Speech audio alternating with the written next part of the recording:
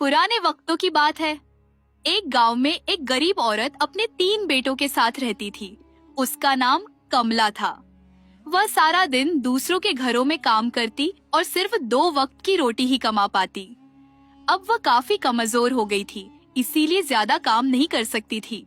एक दिन कमला ने अपने तीनों बेटों मोहन, सोहन और रोहन को बुलाया और बोली, मेरे बेटों, मैं अब बूढ़ी हो चुकी हूँ और ज्यादा काम नहीं कर सकती, और अब तुम तीनों भी बड़े हो चुके हो।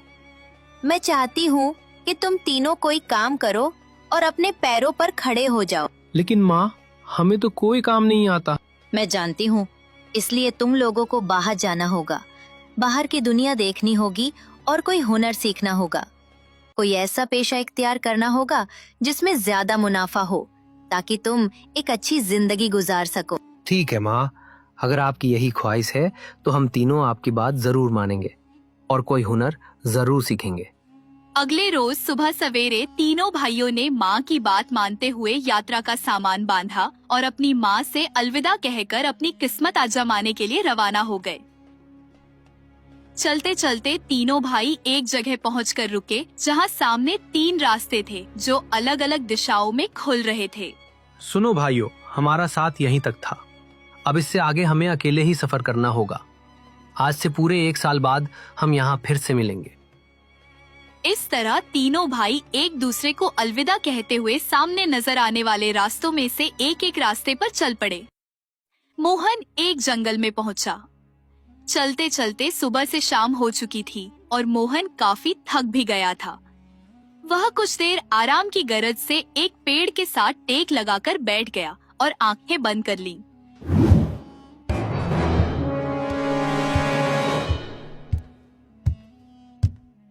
सुनो लड़के, कौन हो तुम और यहाँ इस जंगल में क्या कर रहे हो? मेरा नाम मोहन है और मैं कोई हुनर सीखना चाहता हूँ। अगर ऐसी बात है तो तुम मेरे साथ चलो। मैं तुम्हें लकड़ी काटना और इससे अलग अलग चीजें बनाना सिखाऊंगा, जो तुम्हारे बहुत काम आएगा।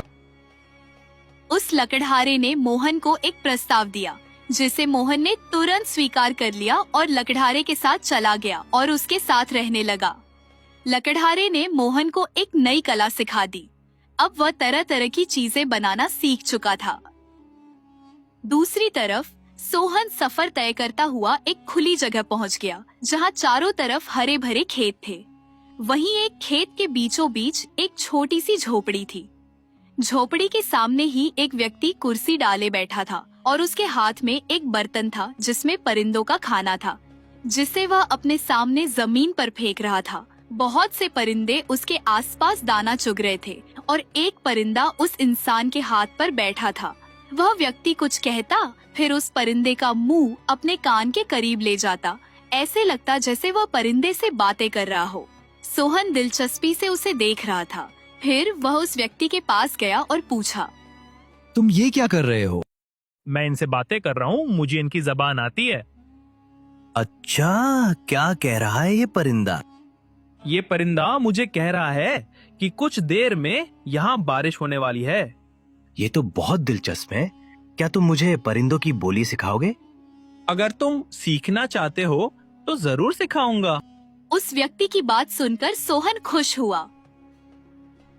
फिर वह व्यक्ति सोहन को अपने घर के अंदर ले गया, क्योंकि हल्की हल्की बूंदाबांदी शुरू हो चुकी थी। इसके बाद सोहन उस व्यक्ति के साथ रहने लगा जिसका नाम दीनू था। दीनू ने सोहन को परिंदों की भाषा समझने और बोलने की कला सिखा दी और 1 साल के अरसे में सोहन इसमें माहिर हो चुका था। सोहन, तुम सीख चुके हो। अब अगर तुम यहाँ से जाना चाहो तो जा सकते हो। हाँ उस्ताद, एक पूरा साल गुजर चुका है। अब मुझे यहाँ से जाना हो। और फिर सोहन दीनू से अनुमति लेकर विदा हुआ। इस दौरान तीसरा भाई रोहन एक शिकारी से मिला था, जिसने रोहन को तीरंदाजी का हुनर सिखाया। शिकारी रोज रोहन को अपने साथ शिकार पर ले जाता और जानवरों और परिंदों का निशाना लगाना सिखाता। इस तरह अब रोहन आसानी से किसी भी भागते हिरन और उड़ते परिंदे का निशाना लगा सकता था। रोहन, तुमने बहुत अच्छा सीखा है। तुम कोई भी निशाना अच्छी तरह लगा सकते हो। तुम्हारा निशाना पक्का हो चुका है। तुमने इस हुनर का हर पहलू सीख लिया है। दुआ है कि तुम बहुत कामयाब हो। आपका बहुत शुक्रिया, आपने मेरी मदद की। ये सब आपकी ही बदौलत हुआ है कि मैं ये हुनर सीख पाया हूँ। लेकिन अब मैं अपने घर वापस जाना चाहता हूँ। हाँ, क्यों नहीं, तुम जा सकते हो और तीर कमान भी अपने साथ ले जाओ।